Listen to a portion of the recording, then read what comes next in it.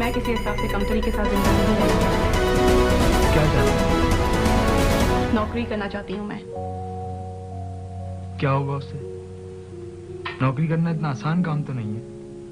वहां भी आपकी खुद एतमादी को जगह जगह ठेस पहुंचेगी। उस ठेस का कोई ना कोई हल तो निकलेगा, अच्छा या बुरा। यहाँ इस घर में, इस कमरे में मैं तो मर जाऊंगी, सिर्फ ये एहसास कि मुझ में कोई बहुत बड़ी कमी है। आप में कोई कमी नहीं है आपा।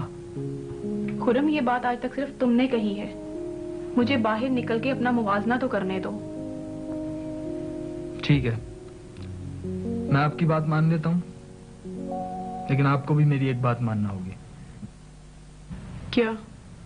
आप अपना काम कीजिए और मुझे अपना काम करने दीजिए। मैंने आज तक तुम्हें कभी किसी काम से रोका तो नहीं। मेरी सबसे बड़ी ख्वाहिश यही है कि आप अपने घर की हो जाएं। कल आपको देखने के लिए कुछ लोग आ रहे हैं। खुर्रम, बस यही एक शर्त है मेरी।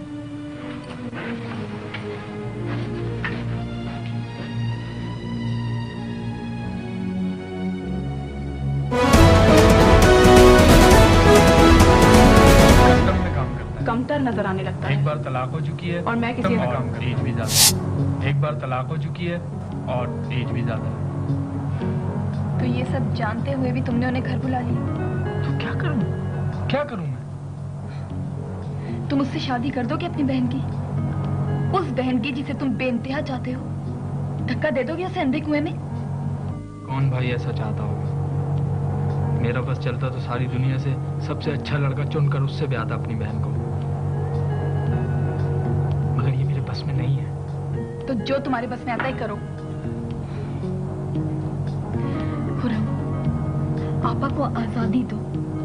उन्हें अपनी जिंदगी गुजारने और अपने फैसले करने का हक दो। अच्छा खैर, कब आ रहे हैं वो लोग? आज।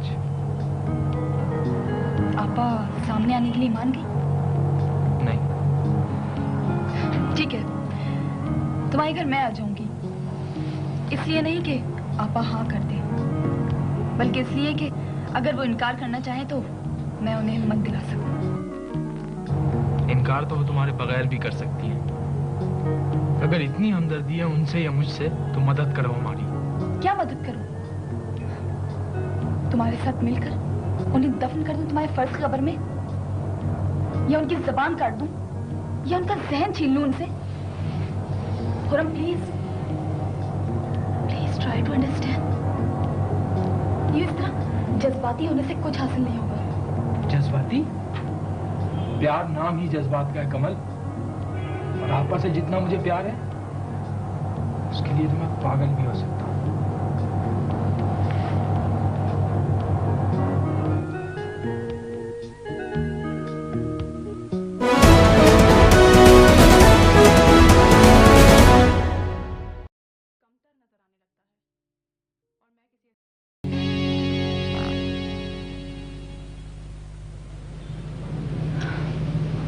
और वो वाकई पागल हो गया। क्या मतलब? मतलब ये कि उसका दिमागी तवाज़ुन उलट गया। मगर कैसे? सिर्फ इसलिए कि फौजिया की शादी नहीं हुई थी? नहीं, बल्कि इसलिए कि उनकी शादी एक कस्टम ऑफिसर से कर दी गई।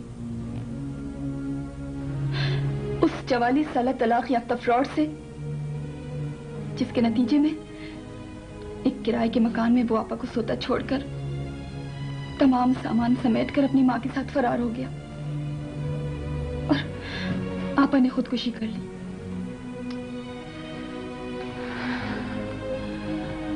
तुम आखिरी बार उससे कब मिली थी? नफ्सियाती मरीजों के वार्ड में। उसे बांधा हुआ था क्योंकि वो बहुत वायलेंट हो गया था। तुम्हें उसकी दिमागी हालत का अंदाजा कब हुआ था? आपा को दफनाने के बाद जब वो घर लौटा तो बिल्कुल खामोश था। वो उनकी मौत पर एक आंसू नहीं रोया था। उसकी आंखों से वहशत टपक रही थी। मैंने उसे नींद की गोलियां खिला दी और घर आ गई। आपा के सोयम के बाद जब वो ऑफिस आया तो ऑफिस के एक शख्स से लड़ पड़ा, उसका गला घोटने की कोशिश की। दूसरे लोग बीच बचाव नहीं करते तो उसका कत्ल कर देता।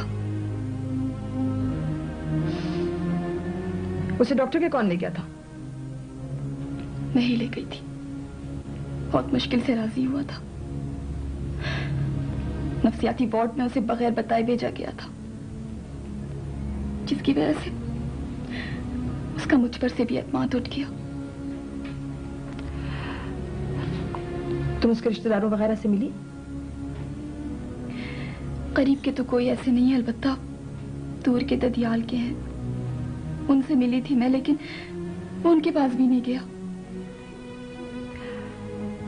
हॉस्पिटल से भागे हुए कितने दिन हो गए उसे? 12 दिन। कोई बैंक अकाउंट वगैरह था उसका? जी, बैंक से उसने रकम निकाल ली है। अंदाजन कितनी रकम थी बैंक में? 3,60,000 जो उसके वालिद ने छोड़ी थी।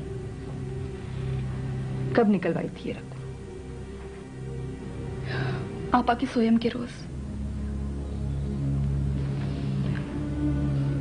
तुम्हारा क्या ख्याल है कवल, वो इस शहर या मुल्क से बाहर जा सकता है? वो इसी शहर में है। तुम्हें कैसे पता है? वो मुझे फोन करता है। कमाल है। और तुमने उससे पूछा नहीं कि वो कहाँ है? मैं तो चीख चीख कर पूछती रही उससे, लेकिन क्या? फोन पर सिर्फ उसकी सिसकियां सुनाई देती हैं।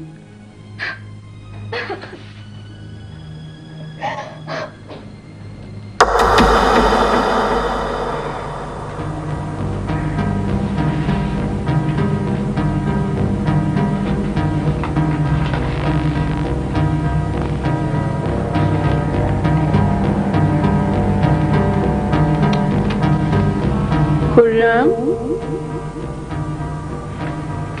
सो जाइए। मुझे नींद नहीं आ रही। बहुत जरूरी काम कर रहा हूं मैं, डिस्टर्ब नहीं करें मुझे। करूंगी। तुम क्या कर रहे हो?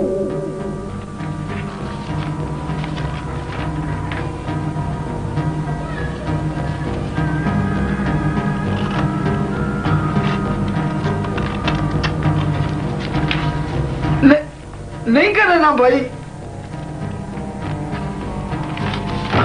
नहीं करना, छोड़ेगा काम कर